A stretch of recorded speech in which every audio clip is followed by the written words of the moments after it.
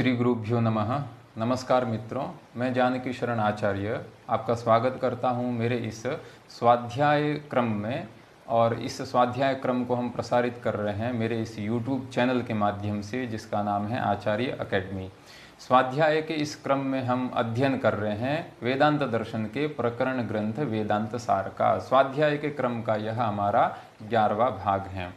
गत भाग में हमने सूक्ष्म शरीर के अंगभूत कर्मेंद्रिय की और ज्ञानेंद्रिय की, बुद्धि और मन की चर्चा की थी। आज भी हम सूक्ष्म शरीर के ही अंगभूत जो 5 प्राण हैं, उन 5 प्राणों की उत्पत्ति कैसे होती है, और 5 प्राणों के बाद में ये जो सूक्ष्म शरीर के 3 कोश हैं, अन्नमय, प्राणमय, मनोमय और विज्ञानमय, इन 3 कोशों की चर्चा और इन 3 कोशों का क्या वैशिष्ट्य है वेदांत दर्शन में, इन सब की हम संक्षेप से चर्चा करेंगे। तो चलिए शुरू करते हैं आज का स्वाध्याय।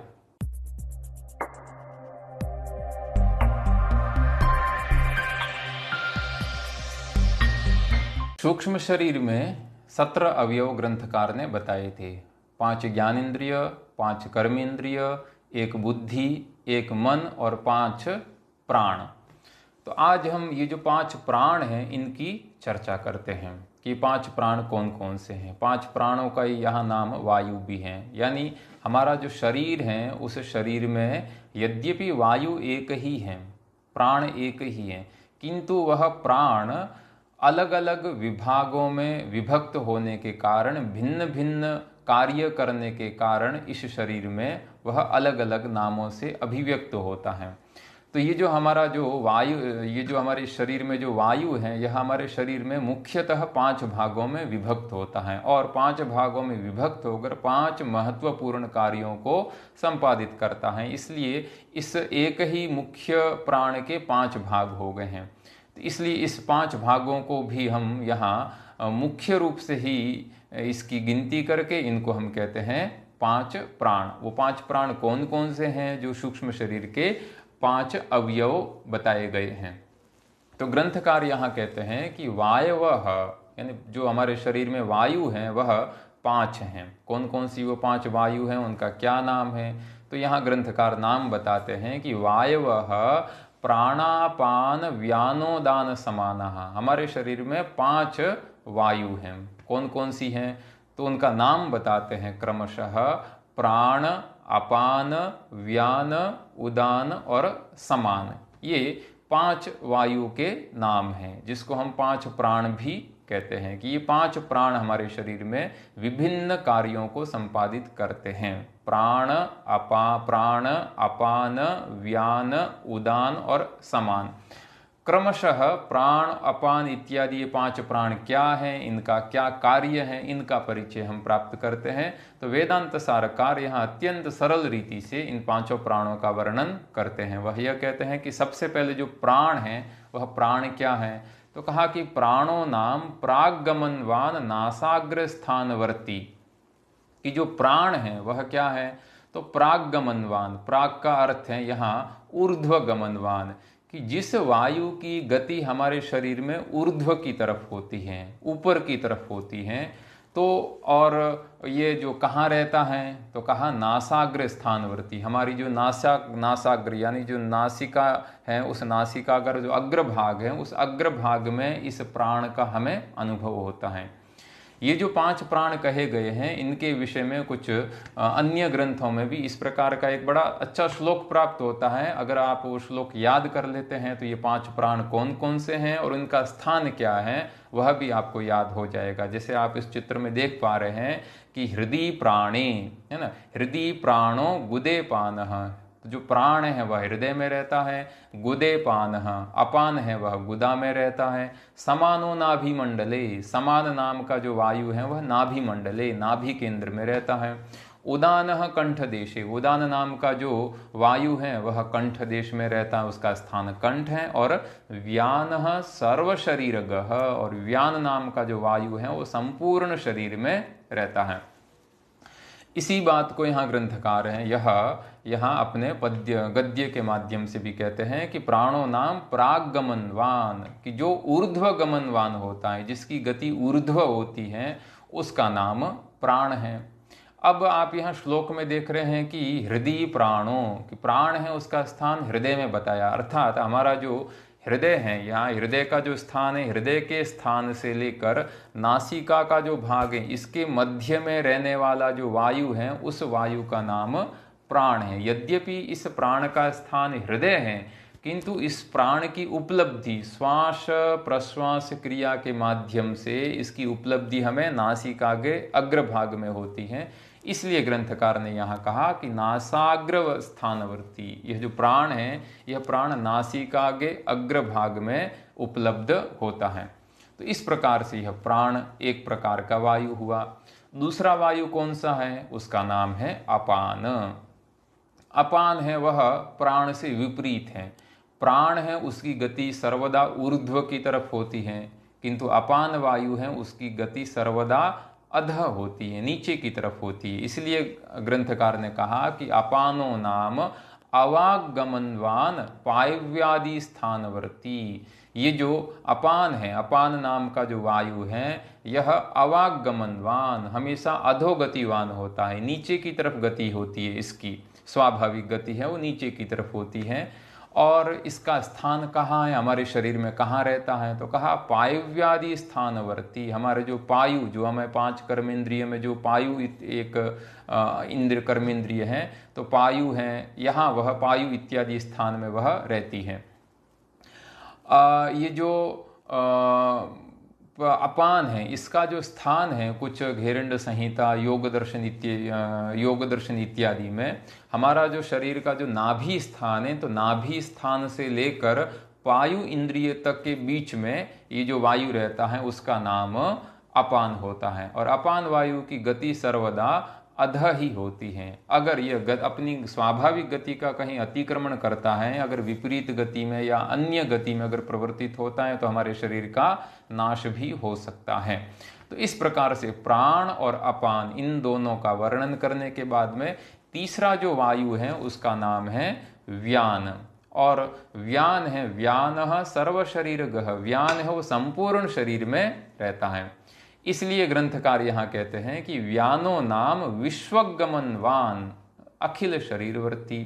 व्यान है वह विश्वगमनवान। विश्व का अर्थ है कि सभी दिशाओं में उसकी गति होती है, ऊपर भी है, नीचे भी है, दक्षिण में भी गति है, वाम में भी उसकी गति है, यानी सभी दिशाओं में उसकी गति होती है।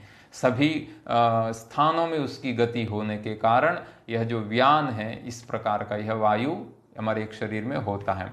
और यह इसकी समस्त दिशाओं में सभी तरफ इसकी गति होने के कारण इसका कोई एक शरीर में निश्चित स्थान नहीं, अपितु समग्र शरीर में ही यह रहता है। इसलिए अखिल शरीरवर्ती ऐसा कहा है ना, व्यानः सर्व शरीरगः, जैसा कि श्लोक में कहा गया है।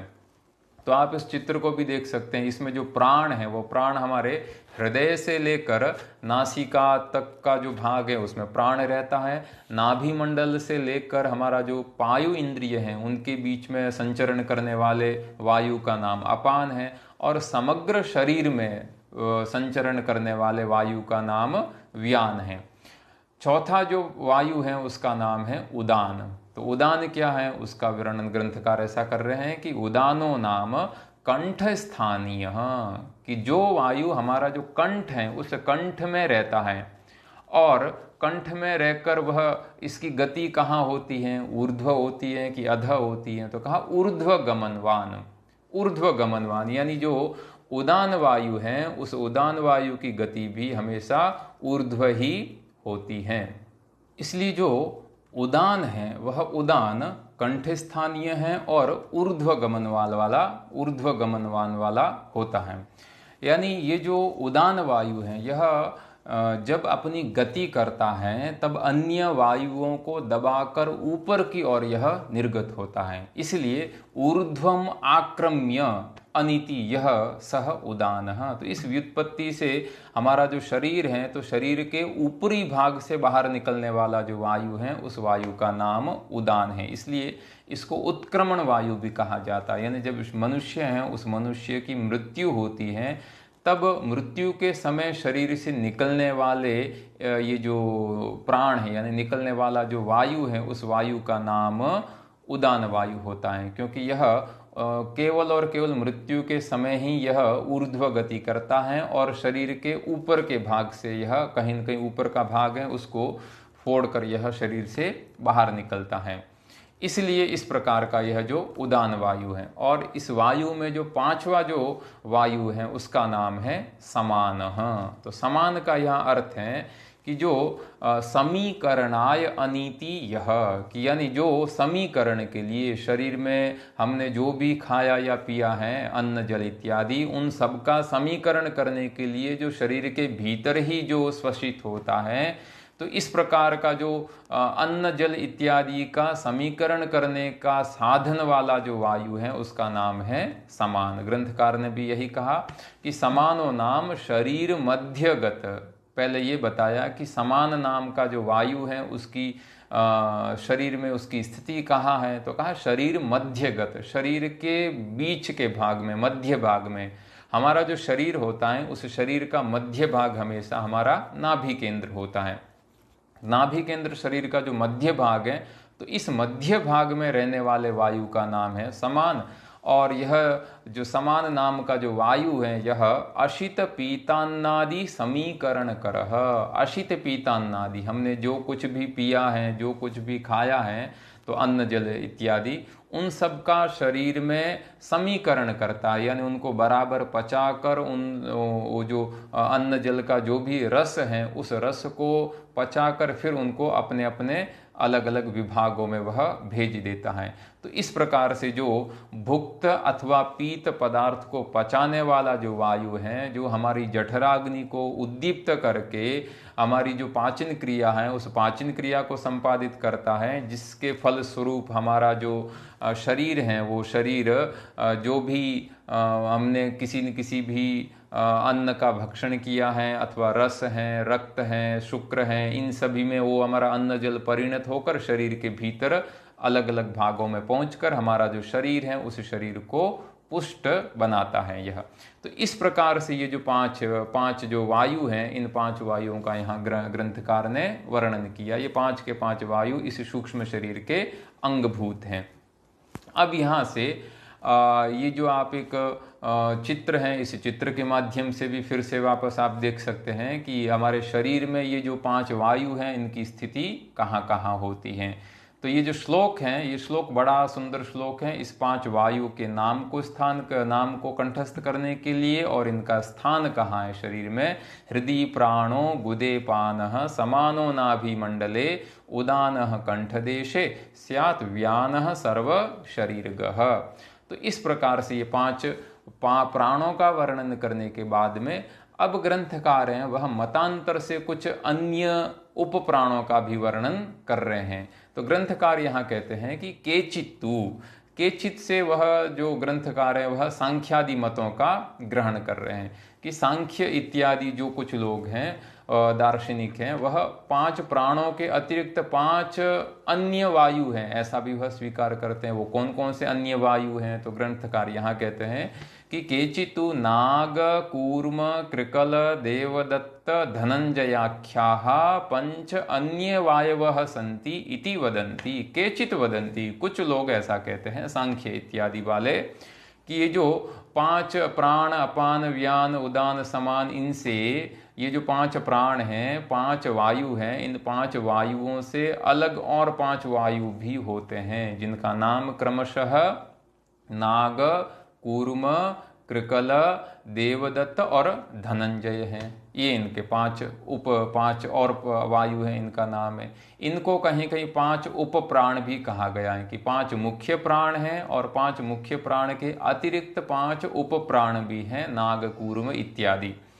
अब ग्रंथकार है ये नाग, कूर्म इत्यादि हमारे किस क्रियाओं को संपादित करते हैं हमारे शरीर में, उसको यहाँ संक्षेप से बताते हैं, जिसको हम यहाँ देखते हैं कि तत्र यानी पांच ये जो नाग, कूर्म इत्यादि अन्य पांच वायु कहे गए हैं, उनमें से नाग है वह उद्गीरण किरह। तो उद्गीरण करह, उद्गीरण का अर्थ है कि जो भी हमने कभी शरीर से वमन हो जाता है, तो इस प्रकार का जो भी उद्गीरण होता है, तो उस उद्गीरण को करने वाला जो वायु है उसका नाम है नाग। कूर्म उन्मीलन करह, कूर्म नाम का जो वायु है वह उन्मीलन कर, उन्मीलन और निमीलन, जो हमारी नेत्र है उस नेत्र का यानी चक्षु का बंद होना खुलना, बंद होना खुलना, ये जो उन्मीलन और निमीलन है इसको करने वाला जो वायु है वह है कूर्म। और तीसरा जो वायु है वह है कृकल। कृकल है वह क्षुत्करः, क्षुत यानी बुभुक्षा, भूख, तो भूख को बढ़ाने वाला है यह कृकल नाम का वायु। देवदत्तो जृंभणकरः, देवदत्त है वह जृंभण कर, जृंभणम नाम जमाई। तो देव, ये जो हमें कभी कभार अत्यंत आलस्य या तंद्रा के कारण जो जमाई आती है, जृंभणम होता है, उस जृंभणम को करने वाला है वह देवदत्त नाम का वायु होता है। और धनंजय है वह पोषण करः, हमारे शरीर का पोषण करता है, धनंजय नाम का वायु।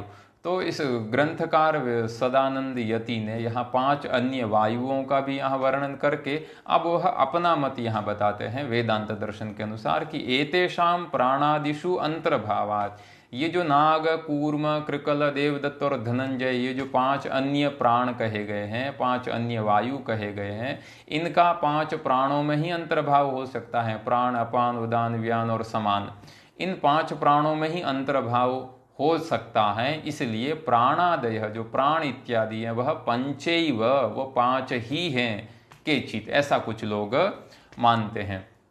तो इस प्रकार से सूक्ष्म शरीर के अवयव, जो 17 अवयव हैं, उसमें ग्रंथकार ने यहाँ तक 5 कर्मेंद्रिय का भी वर्णन किया, 5 ज्ञानेंद्रिय का भी वर्णन किया, बुद्धि का भी वर्णन किया, मन का भी वर्णन किया, और अंतिम जो 5 प्राण हैं उन 5 प्राणों का भी यहाँ तक वर्णन कर दिया। और इन 5 प्राणों की अब हम देखते हैं कि इन 5 प्राणों की उत्पत्ति कहाँ से होती है।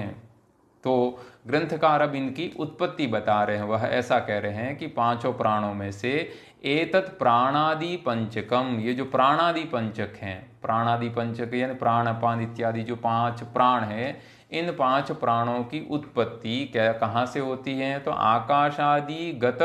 आकाशादिगत रजोअंशेभ्यः, कि अपंचीकृत जो आकाश इत्यादि 5 अपंचीकृत भूत हैं उनका जो रजो अंश है, उसमें से जो रजोगुण है, आकाश का, वायु का, तेज का, जल और पृथ्वी का, इन 5 का जो रजोगुण है, और वह रजोगुण भी कैसा? तो कहा मिलितेभ्यः उत्पद्यते, यानी अपंचीकृत आकाशादि भूतों का मिलित रजोगुण है, उस मिलित रजोगुण से इन 5 प्राणों की उत्पत्ति होती है। प्राण, अपान, उदान, व्यान और समान, इन 5 प्राणों की उत्पत्ति होती है।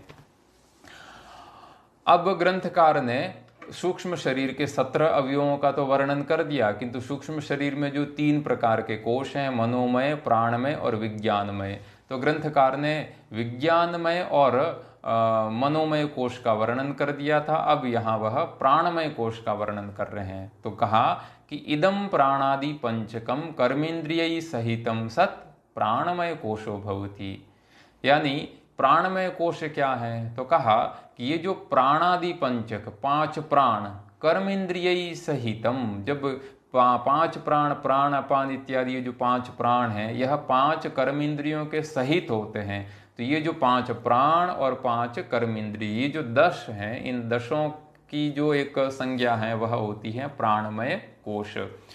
तो जैसे आप गत पाठ में हम पढ़े हैं कि जब 5 ज्ञानेंद्रिय हैं वह बुद्धि के सहित होती है, यानी बुद्धि है वह ज्ञानेंद्रिय के सहित होती है, तो वह विज्ञानमय कोश कहलाती हैं। और जब मन है वह ज्ञानेंद्रिय के सहित होता है तो वह मनोमय कोश कहलाता है। और प्राणमय कोश का स्वरूप क्या है? तो प्राणादि पंचक जब कर्मेंद्रिय के सहित होते हैं तब वह प्राणमय कोश कहलाता है। ये जो प्राणमय कोश है यह क्रियात्मक है, यानी इसका जो कार्य है वह क्रिया करने वाला है। किसी न किसी हम जो भी क्रिया करते हैं तो यह क्रिया करने का जो साधन अथवा क्रिया करने में साधनभूत जो कोश होता है वह प्राणमय कोश होता है। क्यों प्राणमय कोश होता है उसका कारण बताते हैं कि अस्य क्रियात्मकत्वेन, ये जो प्राणमय कोश है यह क्रियात्मक है। क्यों क्रियात्मक हैं? तो कहा रजोअंश कार्यत्वम, क्योंकि यह रजोअंश कार्यत्वम आकाश आदि अपंचीकृत भूतों के रजोगुण से उत्पन्न होता है, और रजोगुण है वह प्रवृत्ति करवाने वाला होता है, सत्वगुण है वह ज्ञान करवाने वाला होता है, रजोगुण है वह प्रवृत्ति करवाने वाला होता है। इसलिए जो बुद्धि और मन है वह क्रमशः हमारा ज्ञान करवाती हैं, और प्राणमय कोश है वह रजो आकाश आदि भूतों के रजो अंश से उत्पन्न होने के कारण यह क्रियात्मक है, प्रवृत्ति करवाने वाला होता है। अब यहाँ ऐसा कहा कि एतेषु कोशेषु मध्य, ये जो कोश बताए गए हैं प्राणमय, मनोमय और विज्ञानमय, इन कोशों में से जो विज्ञानमय है, विज्ञानमयो ज्ञान शक्तिमान कर्तृरूप, विज्ञानमय कोश है वह ज्ञान शक्तिमान, ज्ञान शक्ति से संपन्न होता है, और कर्तृरूप, और कोई भी जो कार्य होता है, कोई भी क्रिया होती है, उस क्रिया का कर्ता यह विज्ञानमय कोश होता है। विज्ञानमय, मनोमय और प्राणमय, इन तीनों कोशों के अंतर्गत प्रथम जो विज्ञानमय कोश है, जिसका निर्माण 5 ज्ञानेंद्रिय और बुद्धि, इन 6 तत्वों के द्वारा होता है, तो यह जो विज्ञानमय कोश है यह ज्ञान शक्ति से संपन्न होने के कारण हमारा जो दैनिक व्यवहार है, उस दैनिक व्यवहार का भी कर्ता कहलाता है। क्योंकि ज्ञानेंद्रियों के माध्यम से विषयों का ग्रहण करके मन है, उस मन के द्वारा संकल्प विकल्प करके, यानी संकल्प विकल्प का सहयोग प्राप्त करके, यह जो बुद्धि है, यह बुद्धि ही वस्तु के विषय में ग्राह्य अथवा त्याज्य, यह विषय ग्राह्य है अथवा त्याज्य है, इसका निर्णय करती हैं। और जो विज्ञानमय कोश हैं, जिसमें 5 ज्ञानेंद्रिय और बुद्धि होती है, और बुद्धि की प्रधानता होने के कारण यहाँ इसको विज्ञानमय कोश कहा जाता है। और विज्ञानमय कोश को इसलिए भी यहाँ जो ज्ञान शक्ति संपन्न इसलिए भी कहा गया है, क्योंकि यह कर्तृरूप इसलिए भी हैं क्योंकि विज्ञानमय कोश में ही चैतन्य है, उस चैतन्य के साथ में अन्य कोशों की अपेक्षा इसकी निकटता वह अधिक होती है, इसलिए इसकी प्रधानता भी है अन्य कोशों की अपेक्षा। तो इसलिए इस विज्ञानमय कोश को हमने ज्ञान शक्ति से संपन्न कहा है, क्योंकि इसमें बुद्धि की प्रधानता है, और तो बुद्धि की प्रधानता होने के कारण यह ज्ञान शक्ति संपन्न माना गया है।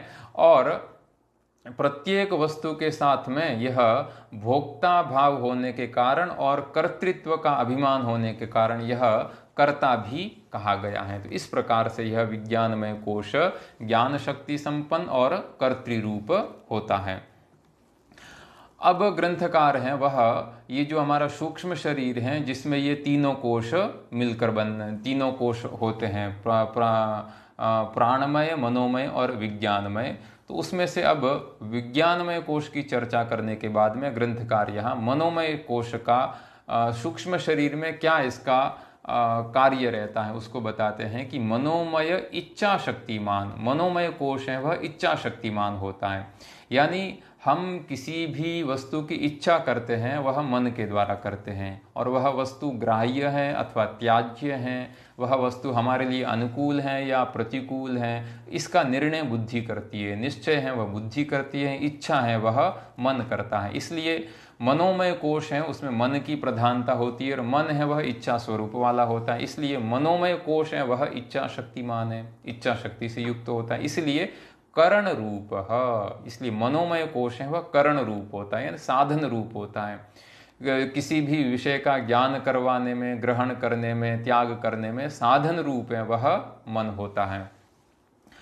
प्राणमय कोश है वह क्रिया शक्तिमान है। पहले ही कहा है कि प्राणमय कोश है वह क्रिया शक्तिमान इसलिए है क्योंकि प्राणमय कोश के द्वारा हम क्रिया का संपादन करते हैं। शरीर में जो भी क्रिया होती है कि हमने पहले मन से किसी भी वस्तु को प्राप्त करने की इच्छा की, है ना, कि मुझे यह वस्तु चाहिए, तो यह इस प्रकार की जो इच्छा है वह मन के द्वारा हुई। उसके बाद में बुद्धि है वह मन को आदेश देती है कि ठीक है इस वस्तु की प्राप्ति करो।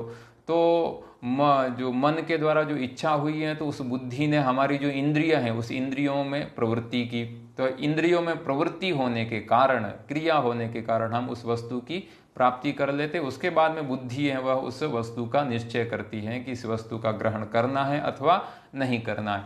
तो इस प्रकार से प्राणमय है वह क्रिया शक्तिमान है और कार्य रूप है, इसलिए क्रिया शक्तिमान होने के कारण यह कार्य रूप है, कार्य संपन्न करने वाला होता है।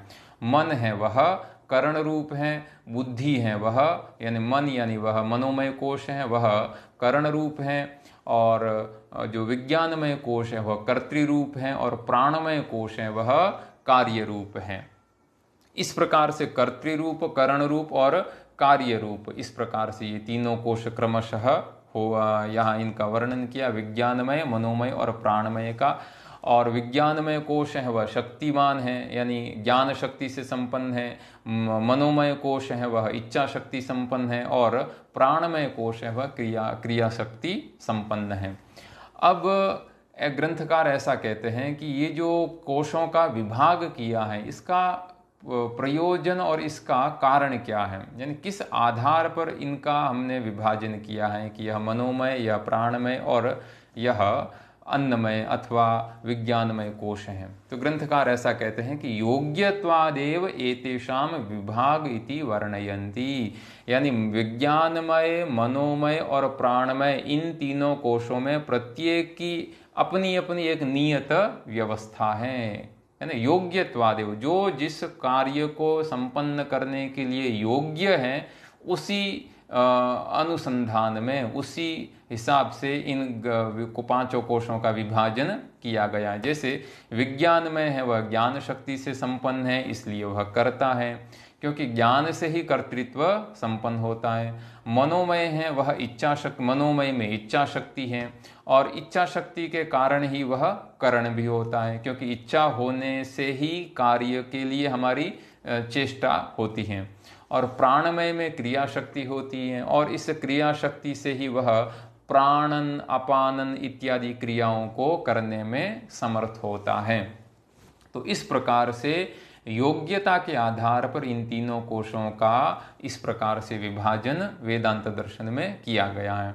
अब ग्रंथकार कहते हैं कि एतत् कोशत्रयम मिलितम सत, ये जो तीनों कोश कौन कौन से, विज्ञानमय, मनोमय और प्राणमय, इन तीनों को, ये जो तीनों कोश हैं ये मिलितम सत, मिलकर सूक्ष्म शरीरम इति उच्यते, सूक्ष्म शरीर यह कहलाते हैं।